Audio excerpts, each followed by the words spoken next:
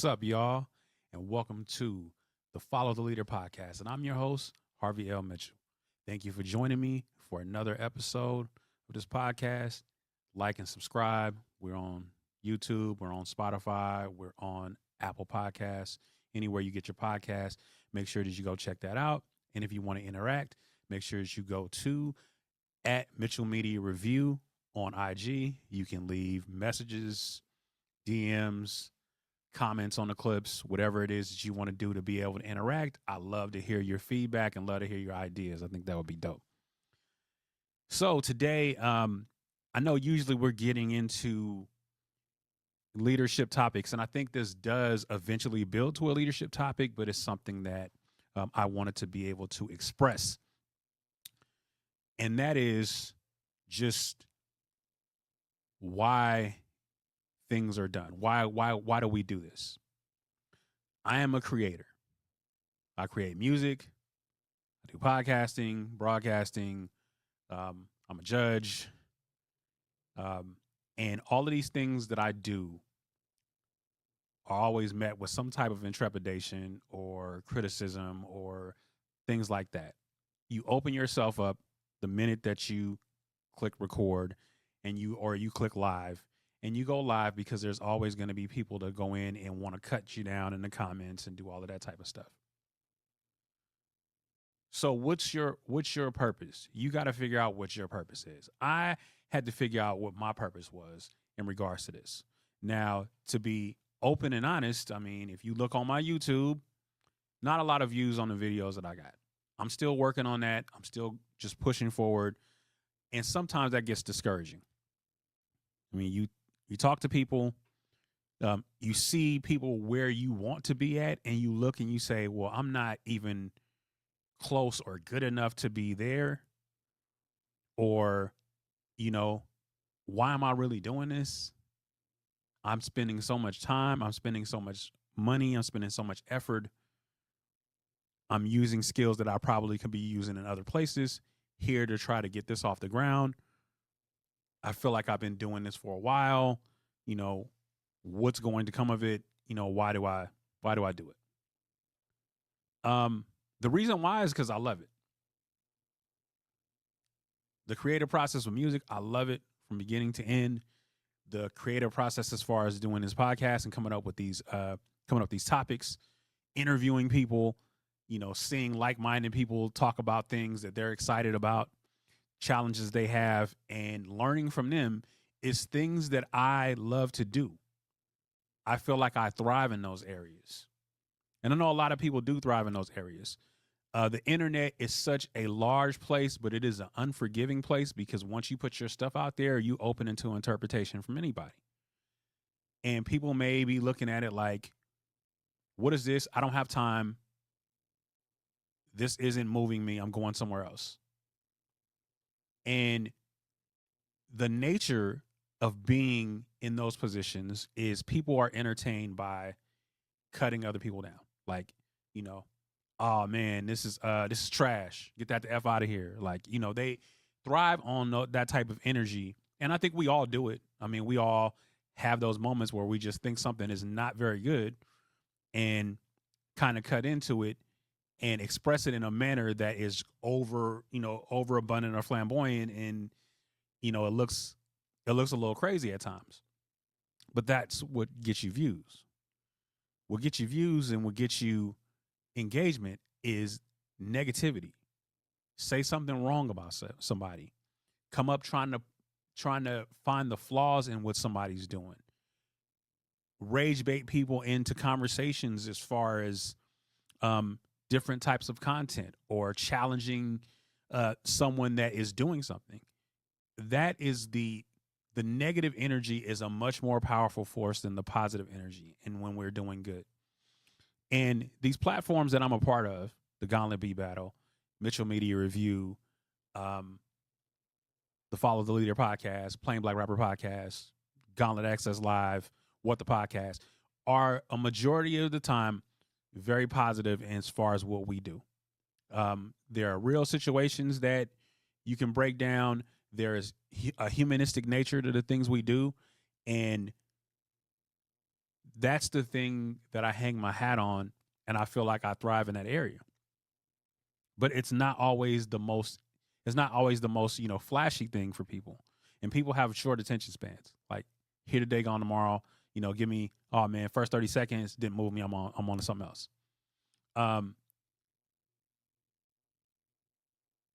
A lot of the stuff, as far as the negativity that's out there, is where anxiety and fear is born.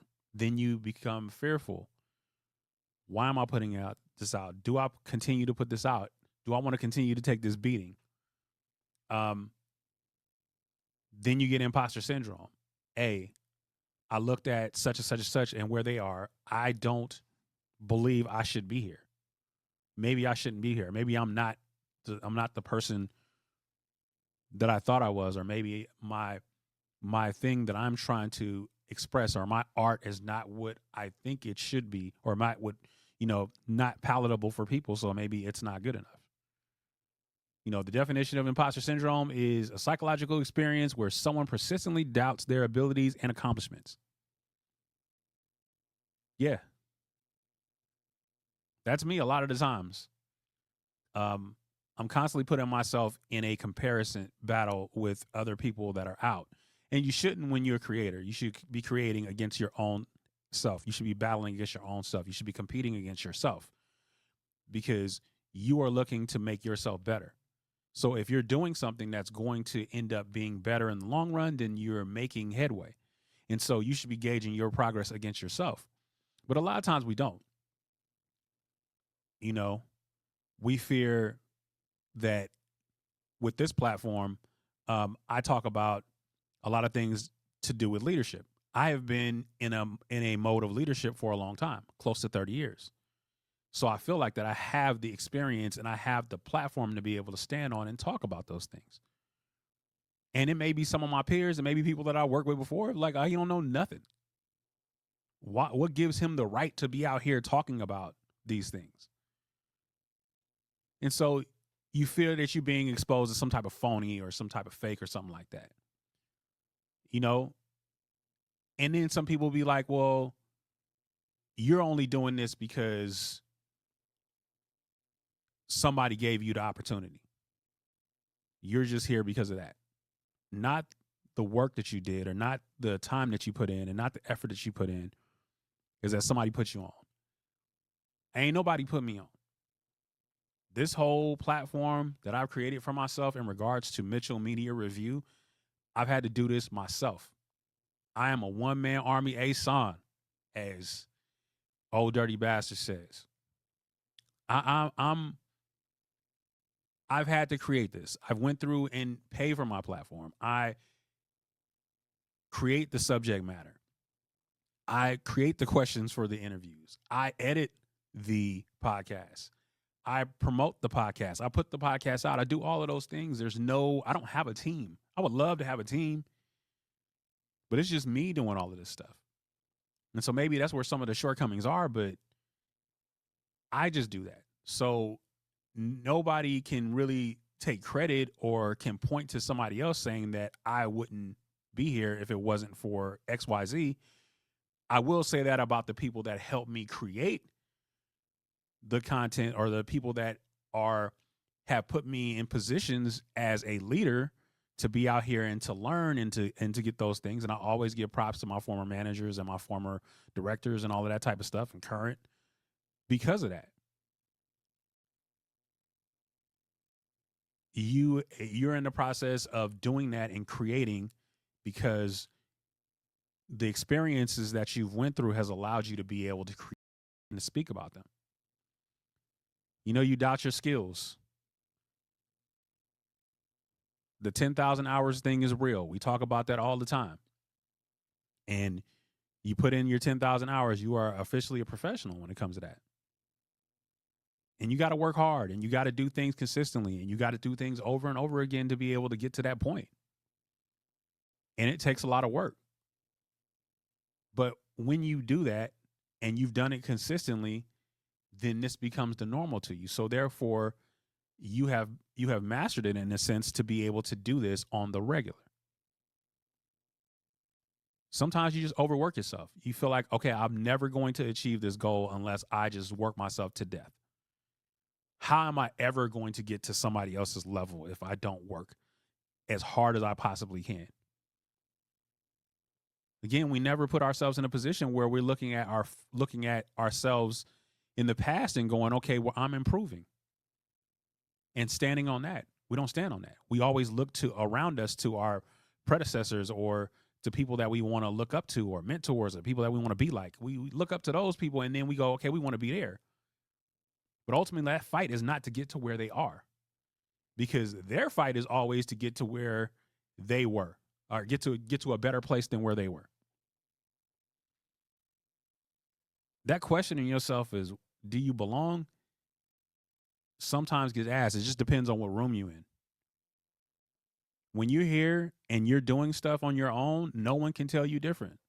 I feel like I'm the greatest of all time whenever I'm doing whatever I'm doing.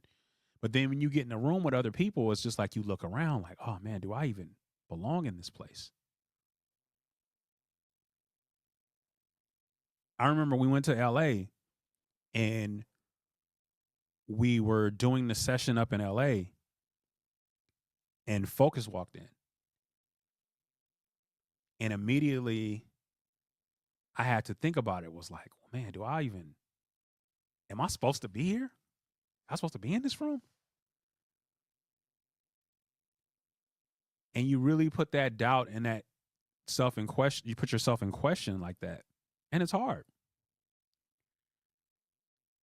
And you kind of look around. It's like, well, why does it seem like these people know more than me? That happens a lot at work. I got a lot of smart people that I work with on my management team and have been there and have experienced so many things. And I watch them sometimes and I'm like, man, it seems like these guys are way smarter than me. These young ladies are way smarter than me. When in fact, it's experience. It's experience. They've been through more.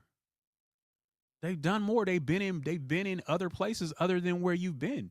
So you consistently trying to work to get to where they are and in those places to be able to experience those things kind of undercuts those questions.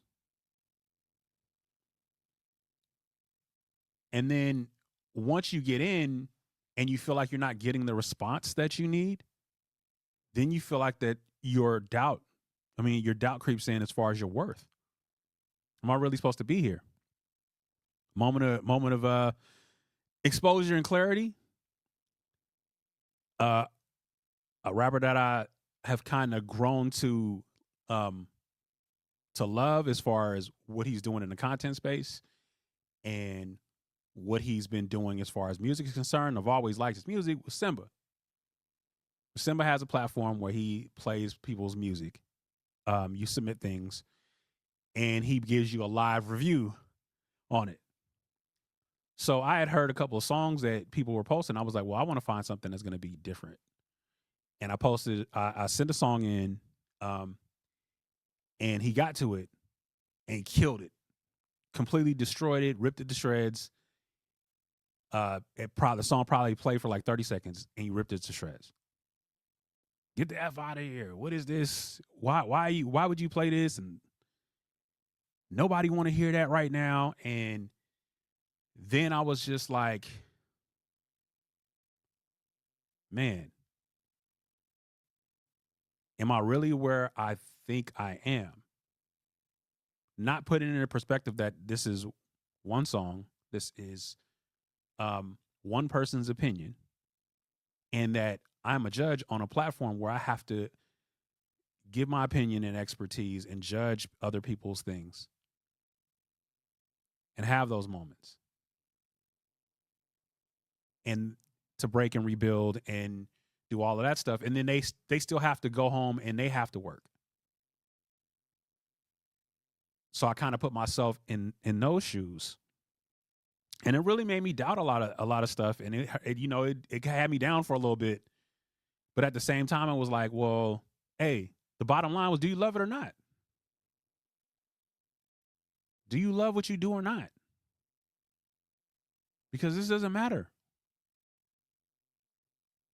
My prime objectives for doing any of this content things are 3 exact things. I do this for the love.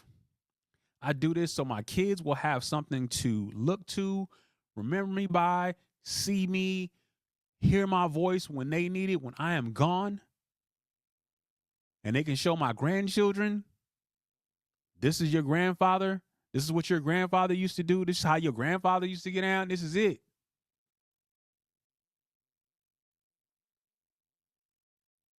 And because I know my worth,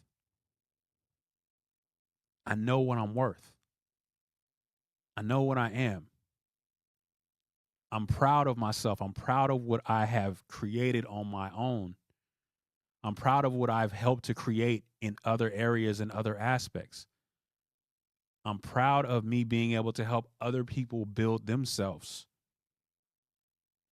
and to build legacies and to do all of those things. I'm glad that I'm able to work and to have a hand in people's growth, to have a hand in my own growth. I'm extremely proud of that. So, I mean, when I get to those things and I look at it, then that was an opportunity for me to be like, you know what? Get back to work. And I got back to work and I started creating again. And that's behind me. What Symba did was entertaining and it was supposed to be the way that it was supposed to be. And I completely get it. And he's right.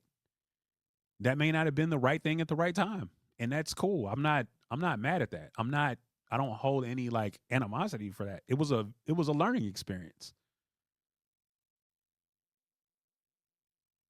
But this is what you do. Every time you get on stage, every time you get in front of a camera, every time you get in front of a mic, you're opening yourselves for somebody to be able to judge you as far as what you do. And if you allow that judgment to dominate the way that you do things further, then you're going to lose every time. And you're going to burn yourself out. You're going to burn yourself out mentally. You're going to not love the process anymore. And you're going to hate what you do. And if you hate what you do, you're going to quit. I'm just not willing to do that. There's been some times where I had to just put it away and walk away from it. But I love it. There's times I get inspired in the middle of the night. I'm writing things, or I'm coming up with ideas, or I'm plotting stuff, and I do this. And I just go and sit down at 3:00 in the morning and just try to break things down or do things or write or create or whatever it is, whatever the calling is at that time. I do that. This also has helped me to understand the theory that I've always had as far as for music. Everything ain't for everybody, but it is one fan, one follower at a time.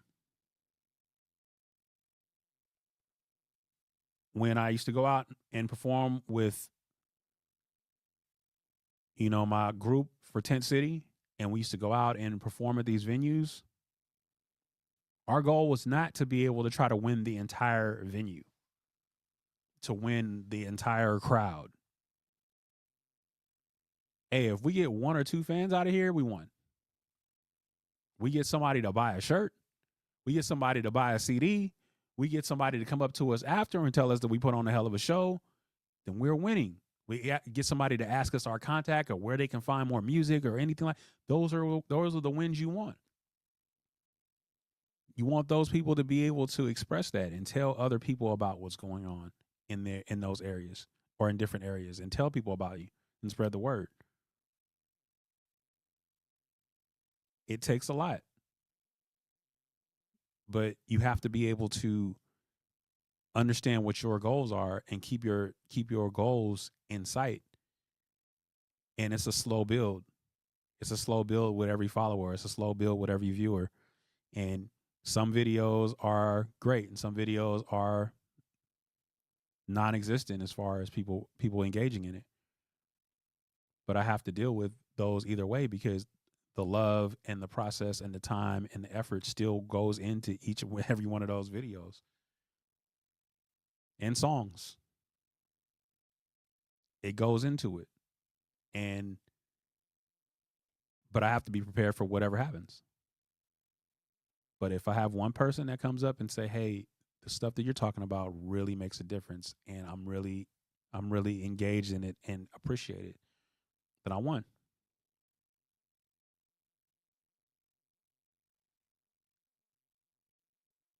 You know, I just continue to lean on what I love to do. And your biggest devaluation of a critic is to keep going. Anybody that criticizes you, as long as you keep going, you put your head down, you keep going, and then ultimately you're there. Y'all follow Mr. Beast's story as far as what he did and how he was able to try to amass the stuff that he amassed. He started with no fanfare and nobody gave a shit. But he still kept going, still kept going. Because there's a love and there's a desire and there's a want and there's an innate need for you to be able to push through and be successful. I just completed this book called The War of Art by Stephen Pressfield. And in it he says, to labor in the arts for any other reason than love is prostitution. I've spent way more money than I've made on any of these ventures that I've done. And that may be the speakings of a fool, but it doesn't constitute the love that I put into it. I mean, it doesn't undercut the love that I put into it, rather.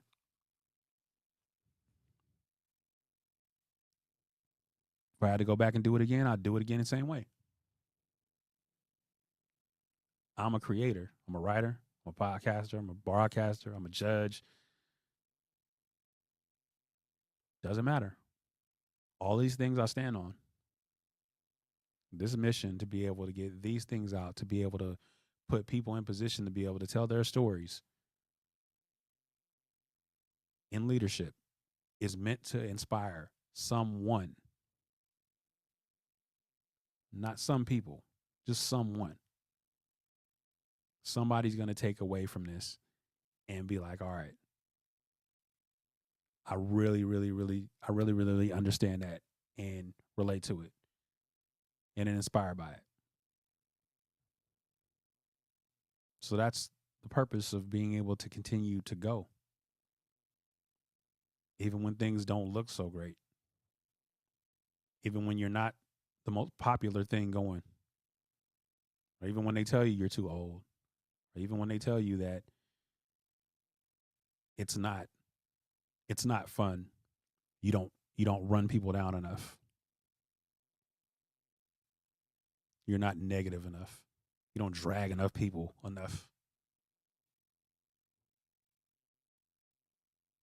I happen to still think it's more to it than that. I know the algorithm doesn't want you to win with positivity and love and appreciation and adoration and support and effort and inspiration. No, they don't want you to win with that.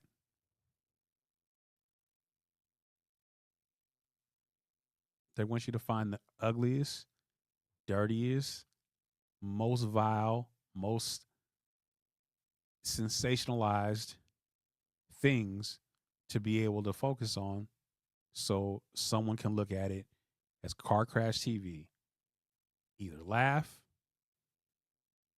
either get upset, or either to take for granted. That's kind of where it's at. That's where we at as a society. And this is what creators have to go against every day. And we're also battling the people that have figured out and got their thumb on the pulse of the entertainment scale of what's out and can capitalize on all of that negative stuff and do all of those negative things, do all of that crazy stuff. It's funny, man. It's like looking at like Kai Cenat. He was doing all the streaming and stuff and being entertaining and being over the top and having all kinds of guests and stuff on the show. Everybody loved that dude. Everybody wanted more. But the minute he started talking about the real stuff that he was going through and the mental anguish that he was going through and the real stress that he was going through and the heartbreak he was going through, the people turned on him. Don't nobody want to hear that. Stop being soft. The least you can do is sympathize with the dude that's giving you so much time and entertainment effort. He gave so much of his life to be able to entertain you. Who's doing 2 and 3 day streams? He's given himself up to you, giving up an opportunity to be able to enjoy life and be in a real setting with real people and touch real grass. But he's here locked in to try to entertain y'all. And y'all pay him back for that by telling him that he needs to build a bridge and get over it. But this is where we are. So you got to continue to just push on. Do things out of love. Do things that you are passionate about. And do things not expecting a return on it. The return will get there. Whether it's the gratification of feelings and love and appreciation and adoration, whether it's financial, or whether it's just the fact that you changed somebody's life. That's pretty much all that matters. All right. As we close on another episode, I'd like to thank y'all for being able to join me for the Follow the Leader podcast. Again, as I say, they are on Spotify, YouTube, Apple Podcasts, anywhere that you get your podcast from. You can check those out. Check out the previous episodes we got. This, for the most part, has been a commentary podcast, but I have some really good interviews coming down the pike. I'm really excited about. I got some people that I'm sitting down that I really do adore and appreciate and look up to, that I'm going to be talking to about, their trials and tribulations and some of the things that they thrive on as far as mentorship and as far as leadership and as far as being able to lead people. It should be great conversations. So I'm looking forward to getting questions answered and being able to pick their brains about things. I think that'll be cool. But that is the Follow the Leader podcast. So as we say, whenever we close, you got 3 options. You can either lead, you can follow, or you can get the hell out the way. Peace.